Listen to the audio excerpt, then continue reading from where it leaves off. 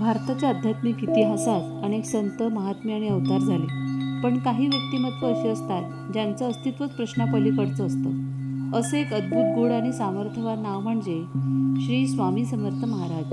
श्री स्वामी समर्थ महाराजांचे जन्म, आई वडील, बालपण याबद्दल ठोस ऐतिहासिक पुरावे नाहीत. कारण स्वामी म्हणायचे, मी जन्मलोच नाही, मी कायम आहे.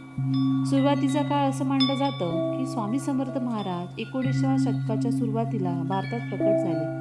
ते नेहमी अवधूत स्वरूपात राहायचे. अल्पवस्त्र, राकट शरीर, डोळ्यात विलक्षण तेज आणि शब्दात गूढ सामर्थ्य. त्यांचं वय, जाती, धर्म हे कधीच स्पष्ट नव्हतं. कारण स्वामींसाठी सगळे भेद निरर्थक होते. ते कधी हिमालयात, कधी जंगलात, तर कधी गावोगावी भटकताना दिसायचे. हिमालय ते दक्षिण भारत. काही साधकांच्या मते स्वामी समर्थ हिमालयात दीर्घकाळ तपश्चर्या करून दक्षिण भारताकडे आले.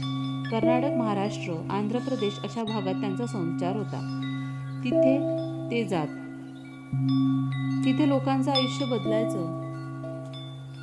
कोणाला शब्दांनी, कोणाला मौनाने, तर कोणाला कठोर शिक्षेने स्वामी योग्य मार्ग दाखवायचे.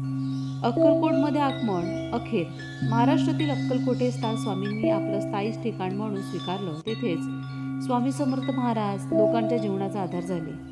गरीब, श्रीमंत, राजा, भिकारी स्वामींसाठी सगळे समान होते. ते म्हणायचे, भक्ती ही शब्दात नसते, ती कृतीत असते.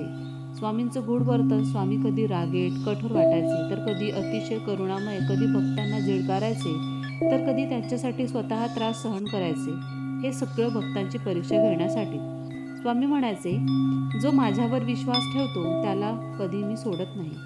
सुरुवातीच्या काळाचा संदेश. स्वामी समर्थ महाराज सुरुवातीपासूनच हे शिकवत होते, भीती सोडा, स्वतःवर नाही तर इतरांवर विश्वास ठेवा. कारण जिथे श्रद्धा आहे तिथेच स्वामी आहे. ही होती स्वामी समर्थ महाराजांच्या सुरुवातीच्या जीवनाची कथा. पुढील भागात आपण पाहू स्वामींचे चमत्कार आणि त्यांचे भक्त आणि त्यांनी दिलेले अमूल्य उपदेश. जय जय श्री स्वामी समर्थ.